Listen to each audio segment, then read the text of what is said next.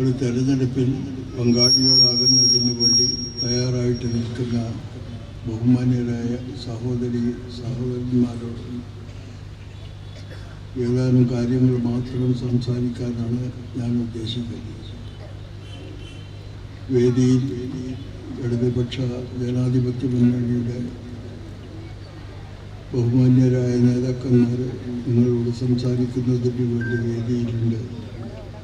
അതുകൊണ്ട് അധിക സമയമെടുക്കാതെ ഏതാനും കാര്യങ്ങൾ മാത്രം സംസാരിച്ച് ഞാൻ അവസാനിക്കും. ഈ തെരഞ്ഞെടുപ്പിൻ്റെ പ്രത്യേകത, വോട്ടർമാരോട് തെരഞ്ഞെടുപ്പ് കാലത്തെ സംബന്ധിച്ച് സംസാരിക്കുമ്പോൾ കഴിഞ്ഞ കാലങ്ങളിലെല്ലാം ഞങ്ങൾ ഇത് ആവശ്യപ്പെട്ടു, അത് തന്നില്ല, ഇത് നിർവഹിച്ചില്ല, ഇവിടെ ഗവൺമെൻറ് ഒരു കാര്യവും ചെയ്തില്ല എന്നുള്ള പരാതികളുടെ കെട്ടാണ് അക്കാലത്തൊക്കെ ഉണ്ടായത്. ഈ തെരഞ്ഞെടുപ്പിൽ വോട്ടർമാരെ കാണുന്ന സമയത്ത് വളരെ സന്തോഷത്തോടു കൂടി കാര്യങ്ങൾ കേൾക്കാനും അവർ ഈ ഗവൺമെൻറ്റിൻ്റെ 5 കൊല്ലകാലത്തെ 10 കൊല്ലത്തെ പ്രവർത്തനത്തെ സന്തോഷത്തോടു കൂടി വിശദീകരിക്കാനും തയ്യാറാകുന്ന ഒരു കാഴ്ചയാണ് കാണുന്നത്. അത്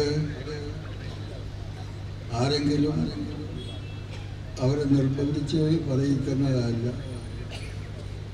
10 കൊല്ലകാലത്തെ LDF ഗവൺമെൻറ്റിൻ്റെ പ്രവർത്തനത്തിൻ്റെ ഫലമായി കേരളത്തിൽ വന്നിട്ടുള്ള മാറ്റം, കേരളത്തിൽ ജീവിക്കുന്ന സാധാരണക്കാരായ മനുഷ്യൻ്റെ ജീവിതത്തിൽ ഈ ഗവൺമെൻറ്റിൻ്റെ ഭരണം ഉണ്ടാക്കിയിട്ടുള്ള നേട്ടം, അതിൻ്റെ ഫലമായിട്ടാണ് ഈ തെരഞ്ഞെടുപ്പിൽ ഇടതുപക്ഷ ജനാധിപത്യ മുന്നണി സ്ഥാനാർത്ഥിയുടെ വിജയത്തിന് വേണ്ടി വളരെ ആവേശത്തോടു കൂടി സഹോദരിമാരും അതുപോലെ തന്നെ സഹോദരന്മാരും ഒരുമിച്ച് രംഗത്തിറങ്ങിയിട്ടുണ്ട്.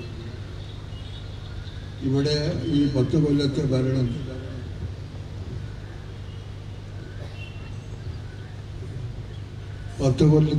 ഭരണം ഇത്തരം കാര്യങ്ങളെല്ലാം ചെയ്യുന്ന സമയത്ത് തന്നെ കേരളത്തിൽ പ്രതിപക്ഷവും അതുപോലെ തന്നെ നമ്മളുടെ തലക്ക് മീതെ നിൽക്കുന്ന ഒരു ഗവൺമെൻറ്റുണ്ട്, കേന്ദ്ര ഗവൺമെൻറ്. അതും എന്ത് സമീപനമാണ് കേരളത്തിലെ ഭരണത്തോടും അതിൻ്റെ നടപടികളോടും എടുത്തത് എന്നുള്ളത് നിങ്ങൾ പരിശോധിച്ചിട്ടുണ്ടായിരിക്കും. 50 കൊല്ലകാലം ഇന്ത്യ രാജ്യത്തിൻ്റെ ഭരണം കൈയാളിയിട്ടുള്ള കോൺഗ്രസ് പല വിവേചനങ്ങളും കാണിച്ചെങ്കിലും ഇതുപോലുള്ള ക്രൂരത ഒരു കാലത്തും ഒരു ഗവൺമെൻറ്റിനോടും കാണിച്ചതായി നമ്മൾ കേട്ടിട്ടില്ല.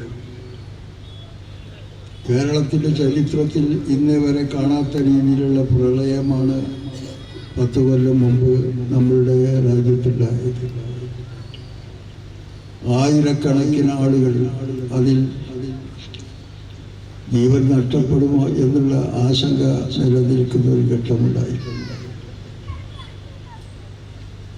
അതിൻ്റെ മാരകമായ നൃത്തം നടക്കുന്ന ഘട്ടത്തിൽ തന്നെയാണ് കോവിഡ് പോലൊരു മഹാമാരി നമ്മളുടെ രാജ്യത്തുണ്ടായത്. ആ ഘട്ടങ്ങളിലെല്ലാം നമ്മളുടെ ഗവൺമെൻറ്, പിണറായി ഗവൺമെൻറ് എടുത്തിട്ടുള്ള നിലപാട് നിങ്ങളുടെ അനുഭവമാണ്. പാവപ്പെട്ട മനുഷ്യരെ സംരക്ഷിക്കുന്നതിന് വേണ്ടി ആ ഗവൺമെൻറ് ആ കാലഘട്ടത്തിൽ പാടുപെട്ട് പ്രവർത്തിച്ചു.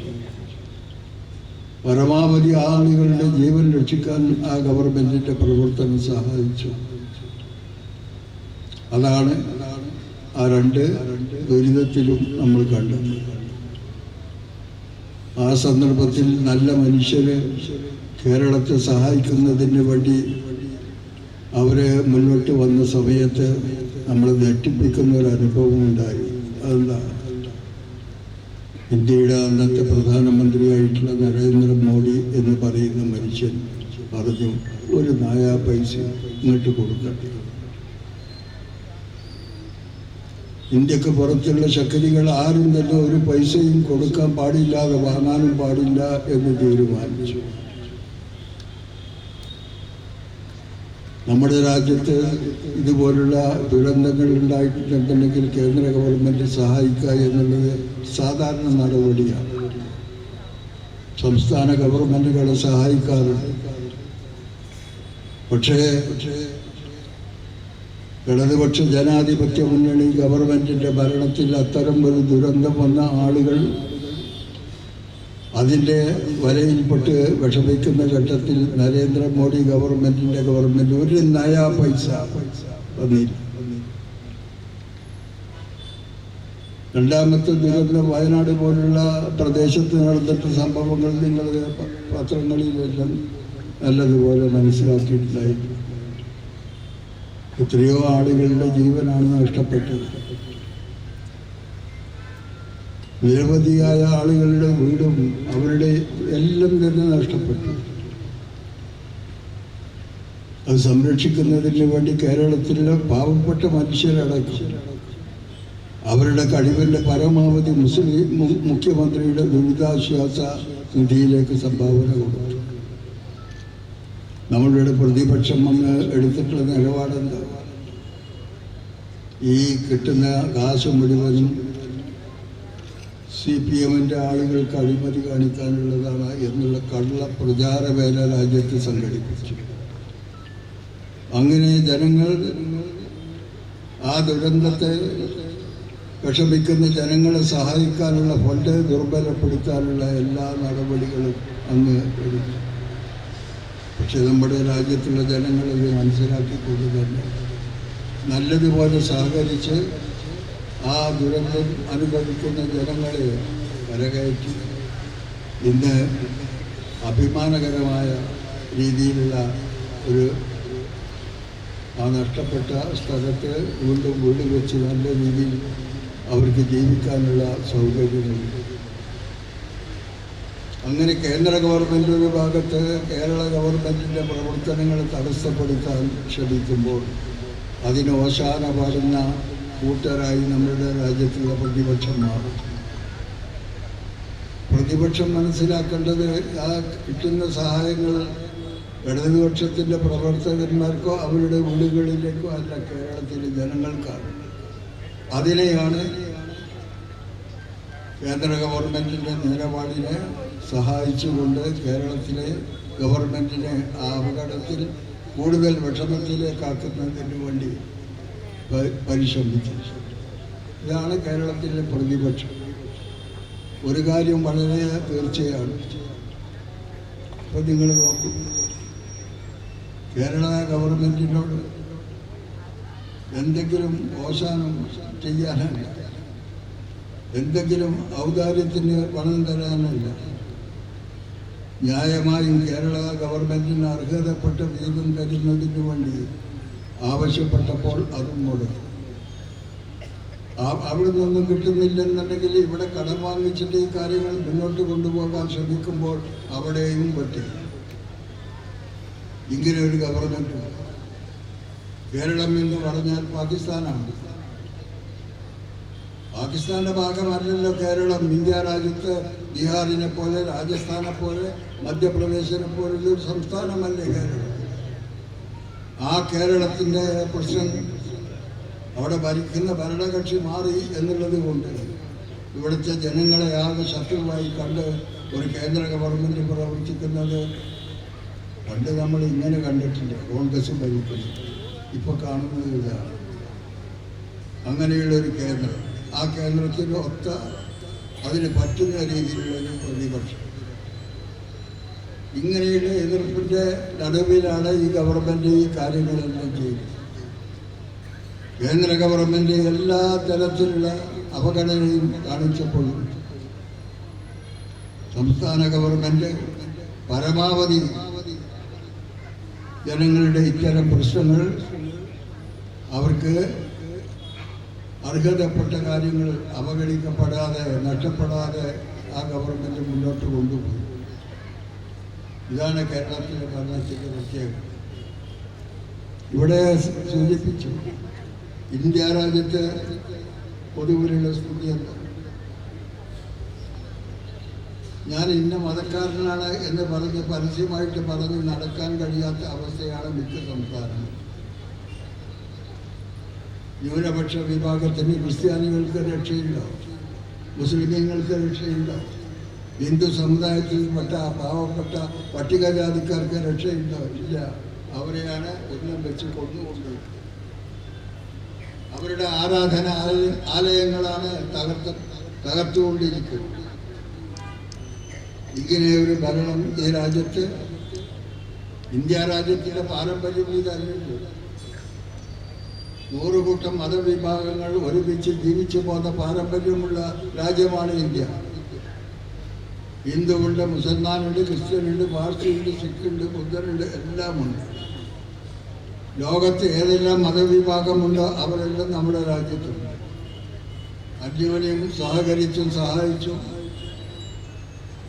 അങ്ങനെ ജീവിച്ചു പോകുന്ന പാരമ്പര്യമുള്ള രാജ്യത്ത് ഇന്നത്തെ അവസ്ഥ എന്താ?